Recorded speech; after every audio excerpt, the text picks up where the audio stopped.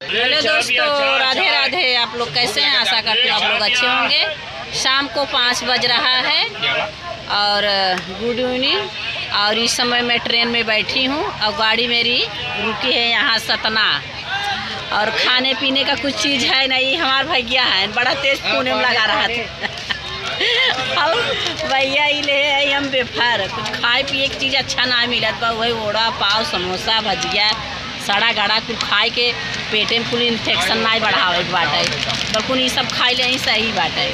और माँ भाभियों बैठी हैं, ये हैं जौनपुर का, हमारे मतलब जिला जौनपुर खाए, जहाँ जौन जिला हमारा वो जिला ना